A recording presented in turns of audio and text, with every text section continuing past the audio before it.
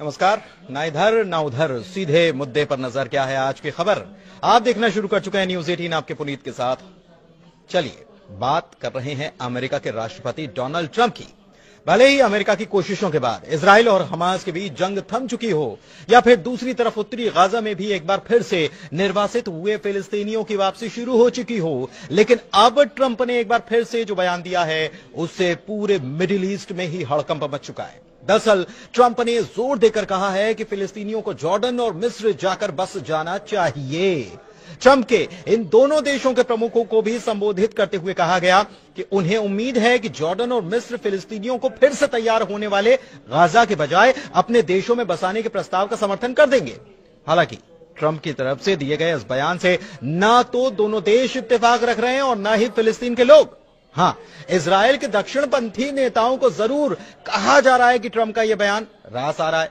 सबसे बड़ी बात यह है कि ट्रंप ने यह बयान देते हुए अमेरिका की तरफ से जॉर्डन और मिस्र को दी जाने वाली मदद की दुहाई तक दे डाली है और कॉन्फिडेंस दिखाते हुए कहा है कि वे ऐसा ही करने वाले हैं क्योंकि हम उनके लिए बहुत कुछ करते हैं और वे ऐसा करने वाले हैं। व्हाइट हाउस के ओवल ऑफिस में फोटो सेशन के दौरान ट्रंप ने यह बात दोहराई है। जी हां, दोहराई, क्योंकि इसके पहले भी वो ये कह चुके हैं। या हम इसे इस तरीके से समझ सकते हैं कि ट्रंप इन देशों पर अपने एहसान की याद दिलाते हुए कहना चाहते हैं कि उन्हें ऐसा करना ही चाहिए। तो क्या यह समझा जाए कि ट्रंप अब इस मामले में दबाव डालने की कोशिश आने वाले वक्त में करते नजर आएंगे, या फिर चाहे वो जॉर्डन हो या मिस्र? लेकिन सवाल यह उठता है कि क्या फिलिस्तीनी गाजा वाले इलाके को छोड़ने के लिए राजी हो जाएंगे? वैसे हालात की अगर बात की जाए तो गाजा में हालात काफी बिगड़े हुए हैं। 70% गाजा का इलाका मलबे के ढेर में तब्दील हो चुका है। 7 अक्टूबर 2023 को हमास की तरफ से इजराइल पर जो अटैक हुआ उसमें 1200 लोगों की मौत हुई और उसके बाद इजराइल ने हमास का नामो निशान मिटा देने की कसम खाई थी और युद्ध शुरू कर दिया था। करीब 15 महीने तक चले संघर्ष में गाजा में ही 47,000 से ज्यादा लोगों ने अपनी जान गंवाई है, जिसमें छोटे छोटे बच्चे भी शामिल हैं।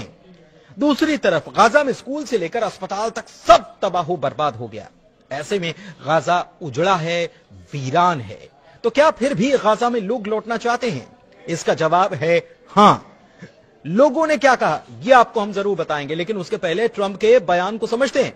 फिलिस्तीनी नेतृत्व संयुक्त राष्ट्र और क्षेत्र में अमेरिकी सहयोगियों के प्रस्ताव के व्यापक विरोध के बावजूद डोनाल्ड ट्रंप ने दोहराते हुए कहा है कि बड़ी संख्या में फिलिस्तीनियों को गाजा छोड़कर मिस्र या जॉर्डन चले जाना चाहिए।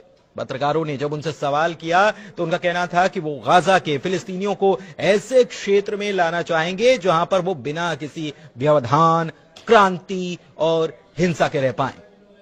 हालांकि यह साफ है कि मौजूदा अमेरिका नीति और अंतर्राष्ट्रीय कानून भी इसकी इजाजत देता नहीं है, लेकिन अब पूरा अरब इजराइल और फिलिस्तीन के बीच चल रहे संघर्ष के समाधान के लिए इस सुझाव को खारिज कर रहा है, जबकि इजरायली दक्षिणपंथियों ने कहीं न कहीं इसे स्वीकार किया या उनको यह रास आ रहा है।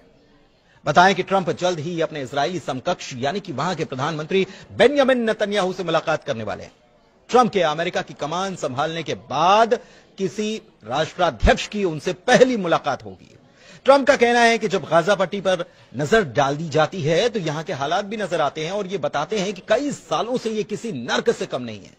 ट्रंप का कहना है कि उस पट्टी पर अलग अलग सभ्यताएं रही हैं, ये यहीं से शुरू नहीं हुआ, इसकी शुरुआत हजारों साल पहले हुई थी। इशारा 3000 साल पहले का था, जिसके बारे में आगे जिक्र होगा। उन्होंने ये कहा कि इसके साथ ही हमेशा इसकी हिंसा से इसका जुड़ाव रहा है। आप ऐसे क्षेत्र में रहने वाले लोगों को पा सकते हैं जो बहुत अधिक सुरक्षित हैं, शायद बहुत बेहतर हैं और शायद बहुत अधिक आरामदायक है। इतना ही नहीं, ट्रंप की तरफ से यह भी दावा किया गया कि रविवार को मिस्र के राष्ट्रपति अब्देल फतह अल सीसी और जॉर्डन के राजा अब्दुल्ला से उन्होंने बात की थी और जोर देकर कहा था कि सहमति इस पर बन जाए, सहमत हो जाएंगे। हालांकि आपको बताएं कि अम्मान और काहिरा दोनों अब तक इस बात पर अड़े हैं कि ट्रंप का सुझाव गैर स्टार्टर है। मिस्र की मीडिया में मंगलवार को जो खबरें आई उसमें यह दावा किया गया था कि सीसी ने ट्रंप से बात ही नहीं की। उधर गाजा की बात करें तो यहां का 70% बुनियादी ढांचा मटिया मेट हो चुका है। 2.3 मिलियन आबादी गहरे संकट में, 15 महीनों में 47,000 लोगों की मौत हो चुकी है और 90% लोगों को अपने घरों से विस्थापित होना पड़ा है। लेकिन उसके बाद भी हाल में जब इजराइल ने इस इलाके की बात की जाए तो हाल में जब इजराइल ने इस इलाके में प्रवेश करने के लिए, उत्तरी गाजा के इलाके में प्रवेश करने के लिए नेट्जारिम कॉरिडोर को खोला तो यहां से हजारों की तादाद में लोग फिर से अपने घरों की ओर लौटते नजर आए। लेकिन दूसरी ओर टाइम्स ऑफ इजराइल की तरफ से खबर सामने आई और इस खबर के मुताबिक सुरक्षा कैबिनेट के मंत्री ने अपना नाम न बताने की शर्त पर यह बताया कि ट्रंप की तरफ से यह बयान शायद इसीलिए आया ताकि इजरायली प्रधानमंत्री बेंयामिन नेतन्याहू की इजराइल में मजबूती और कुर्सी दोनों बरकरार रह सके। उनकी सरकार के ऐसे सहयोगी जो कि बंधकों के रिहाई और युद्ध विराम समझौते के बाद गठबंधन को अस्थिर कर चुके हैं, वो एक बार फिर से उनके ही पाले में आ जाएं। उधर ट्रंप के बयान के बाद अगर फिलिस्तीन की बात करें तो फिलिस्तीनियों ने संयुक्त राज्य अमेरिका के राष्ट्रपति डोनाल्ड ट्रंप के गाजा पट्टी से विस्थापित होकर मिस्र और जॉर्डन भेजे जाने के प्रस्ताव की कड़ी निंदा की है। वो कह रहे हैं कि हम इस बात पर जोर देते हैं कि फिलिस्तीनी लोग कभी भी अपनी जमीन या अपने पवित्र स्थानों को छोड़ेंगे नहीं और हम 1948 और 67 की आपदाओं की पुनरावृत्ति की अनुमति भी नहीं देंगे। हम लोग दृढ़ रहेंगे, अपनी मातृभूमि नहीं छोड़ेंगे। लेकिन दूसरी तरफ इजरायली मीडिया ने बताया है कि मध्यस्थों ने युद्ध विराम वार्ता के दूसरे चरण पर शुरुआती काम शुरू कर दिया है, जो मार्च की शुरुआत में लागू होने वाला है। समझौते के महत्वपूर्ण अगले चरण के दौरान इजराइल के गाजा से पूरी तरह से हटने की उम्मीद है और हमास के निशस्त्रीकरण की उम्मीद है, लेकिन इसे लेकर जानकारियां कुछ साफ नहीं है। वैसे इससे पहले आपको याद होगा कि कुछ वक्त पहले इजराइल की तरफ से एक मैप जारी किया गया था और इजराइल के मैप से अरब देशों के हुक्मरानों के जिस्म में आग सी लग गई। इजराइल के इस प्लान से ऐसा भी नहीं कि अरब मुल्क पहले से अनजान थे, लेकिन अब तो उसने मैप जारी करके खुलेआम ग्रेटर इजराइल बनाने का ऐलान कर दिया है। दरअसल इजरायली शासन की तरफ से अरब मुल्कों को मैसेज देते हुए एक मैप जारी किया गया जिसमें लेबनान, जॉर्डन, सीरिया, इराक, फिलिस्तीन, मिस्र और यहां तक कि सऊदी अरब तक के इलाकों को शामिल किया गया है। इस पूरे प्लानिंग का नाम है the greater Israel plan. Israel के विदेश मंत्रालय ने सोशल मीडिया पर एक पुराना नक्शा जारी किया और यह कहा कि वो इजराइल को ग्रेटर इजराइल बनाने के लिए प्रतिबद्ध हैं।